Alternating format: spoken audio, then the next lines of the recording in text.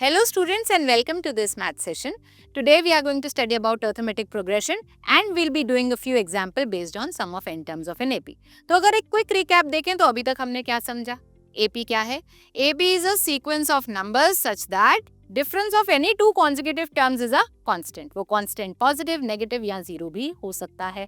अगर general form of an AP की बात करें तो वो क्या बनती है? अगर फर्स्ट टर्म हमारा A है तो उसमें D एक बारी जोड़ दीजिए तो सेकेंड टर्म बन जाता है, D 2 टाइम्स जोड़ देंगे तो वो थर्ड टर्म बन जाता है and so on we get the general form of an AP, right? इसके बाद हमने क्या डिस्कस किया था कि अगर nth term of an AP निकालनी हो तो हम ये फॉर्मूला लगा देंगे a plus n minus 1d. हम इसे कंस्ट्रक्ट करना भी सीखा है ना. हमने पिछले सेशन में बात की थी कि sum of n terms of an AP क्या होता है, n by 2 2a plus n minus 1d. इस फॉर्मूले के हमने कंस्ट्रक्ट भी किया था साथ में, याद है ना आपको. तो इसके साथ साथ एक और फॉर्मूला भी था सम ऑफ n टर्म्स का, वो क्या था, a प्लस ए एन, यानी कि फर्स्ट और लास्ट टर्म्स को ऐड कर दें, मल्टीप्लाई कर दें n बाई 2 से. तो ये तो था अभी तक जो हमने समझा. आज इसके कुछ और एग्जाम्पल्स भी देख लेते हैं. अब देखिए, Kanika was given her pocket money on January 1st 2024. She puts ₹1 on day 1, ₹2 on day 2, ₹3 on day 3 and continued doing so till the end of the month from this money into her piggy bank. यानी कि कनिका के पास एक piggy bank है, अपनी pocket money से कुछ पैसे वो रोज पिगी बैंक में भी डालती थी. अच्छी आदत है ना सेव करना. क्या आप भी अपनी पॉकेट मनी से कुछ पैसे सेव करते हैं? फिर उसके बाद क्या लिखा है, she also spend ₹204 of her pocket money. भाई वो कुछ खर्चा भी तो करेगी. So she has spend ₹204 and found that at the end of the month she still had ₹100 with her. खर्चा करने के बाद, सेव करने के बाद, she still having ₹100 with her.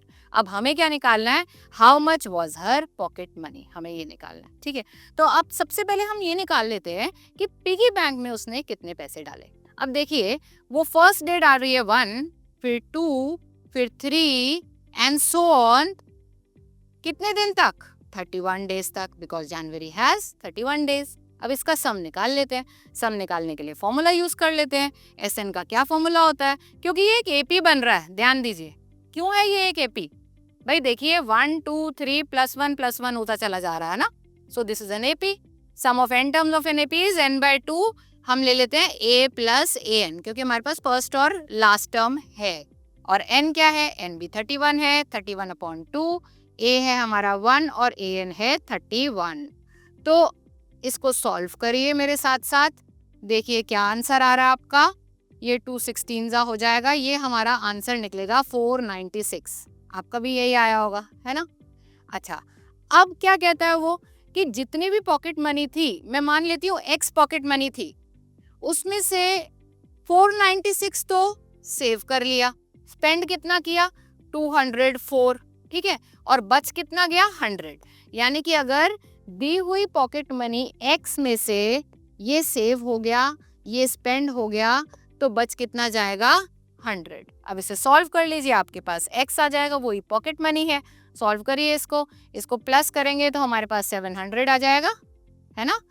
और x आ जाएगा 100 + 700 विच इज 800. यानी कि पॉकेट मनी कितनी थी कनिका की, ₹800. ठीक है, तो इस तरीके से हम ये वाले क्वेश्चंस करेंगे. एक और एग्जांपल देखते हैं. 200 logs are stacked in the following manner. 20 logs in the bottom row, 19 in the next row, 18 in the row next to it and so on. In how many rows are 200 logs placed and how many logs are in the top row? समझे आप. तो एक decreasing AP बन रही है. सबसे जो नीचे वाली रो है उसमें कितनी लॉग्स लगाई गई हैं, 20. उससे ऊपर वाली में 19, फिर 18, फिर 17 एंड सो ऑन.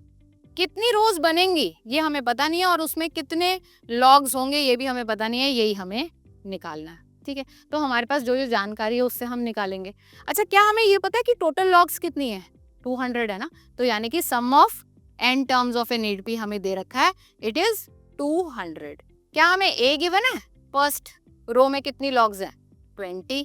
क्या हमें D निकाल सकते हैं, 20. 19 - 20 इज -1. हर स्टेप पे -1 होती जा रही है ना, तो कॉमन डिफरेंस क्या होगा, -1 होगा। ठीक है, चलिए अब फॉर्मूला में अप्लाई करते हैं और n निकालने की कोशिश करते हैं। ठीक है, तो Sn होता है हमारा n/2 2a प्लस n-1d, इसमें मैं डाल देती हूँ। ओके, तो n हमें नहीं गिवन, a हमें गिवन है क्या है 20, 2 × 20 40 हो जाएगा, n-1 और d क्या गिवन है -1। Sn क्या है हमारा 200 इज इक्वल टू n/2, इसको सॉल्व करिए, 40 यहाँ पर -n आ जाएगा, यहाँ पे +1 आ जाएगा, तो मेरा ये हो जाएगा n 41 - n और 2 को मैं उधर ले जाती हूँ, मल्टीप्लाई हो जाएगा और 400 आ जाएगा। इसको सॉल्व करिए, 400 is equal to 41n - n²।